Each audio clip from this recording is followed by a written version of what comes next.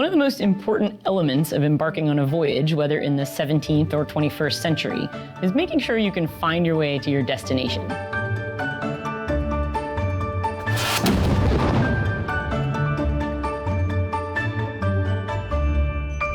Ships in the 1600s that lost their way might run ashore in the middle of the night on a rocky coastline, or wander aimlessly around the ocean until the crew died of thirst or starvation. Navigators back then had fewer resources than we do today, but there were still some important tools and techniques that could help, say, get a ship from Sweden to New Sweden safely. First, let's talk about figuring out how far they've traveled. You can't actually measure the distance you've sailed through the water, but you can measure your speed instead, using a device called a chip log.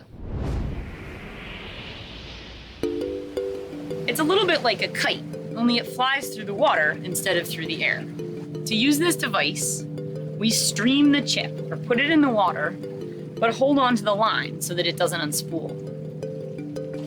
We turn over a sand glass and let go of the line. As it starts to unwind, we watch the sand glass turn. And after 12 seconds, when the sand runs out, we say stop and grab the line. 1. As we haul it back, we see that there are little knots tied in the string, and we count those knots. Each knot represents a nautical mile per hour of the speed that the ship is sailing. 4 knots. Even today, when things are measured in nautical miles per hour, like the speed of a ship or the speed of the wind, we never say nautical miles per hour, we still say knots. Once you know how fast you're sailing, you can multiply by the time you've been sailing that fast to figure out how far you've gone. Distance equals speed times time. Easy. So for example, if we've been going 4 knots for the last half hour, then we know we've traveled 2 nautical miles. Next, keeping track of direction needs a compass. Like ships today, 17th century ships had a compass mounted near the helm where the person steering could keep track of the direction of travel. By keeping careful track of how far they had traveled and in what direction, sailors could estimate where in the world they had sailed. But sailors also used the sun and the stars to help navigate the ship. That's called celestial navigation. To measure latitude, the first and foremost thing a sailor needs is a tool to measure how high in the sky the sun or the stars are. On the original Kalmar nickel, it's likely that sailors were using either a cross staff or a backstaff to do this. The cross staff is a simple device, but it has one major disadvantage. I have to look directly at the sun. The main arm has a perpendicular piece called a transom that can slide up and down.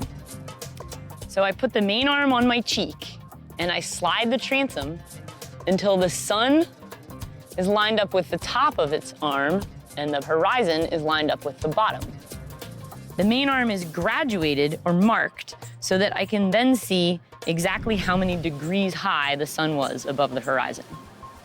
Since I'm really a modern sailor, the instrument I'm most familiar with is called a sextant. A sextant does the same thing as the cross staff. It measures the height of the sun or a star.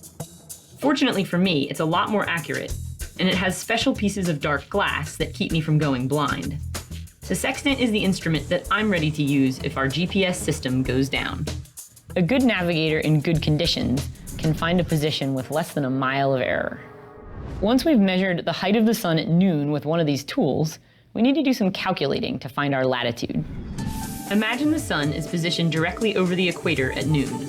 If we were on the equator, which is 0 degrees latitude, we would see the sun directly overhead. If we were on the North Pole, which is 90 degrees latitude, we would just barely see the sun on the horizon. Ships in between would see the sun at different heights, depending on how far north they were. Sailors think about height in degrees, like a circle, since the Earth is a sphere. To find our latitude, we subtract the height of the sun that we measured from 90 degrees. Here at the rocks, where the Kalmar nickel first landed, the sun at noon is about 51 degrees high. Subtract from 90, and our latitude is 39 degrees north. In the 21st century, there are also ways to find your longitude, or how far east or west you are, using celestial navigation. In the Kalmar nickel's time, sailors couldn't do this because it needs a clock. and their clocks were not accurate at sea. So, to have an idea of their longitude, they had to keep very careful track of distance and direction using the chip log and the compass. A skilled navigator would use all of these tools to keep the Kalmar Nickel on course.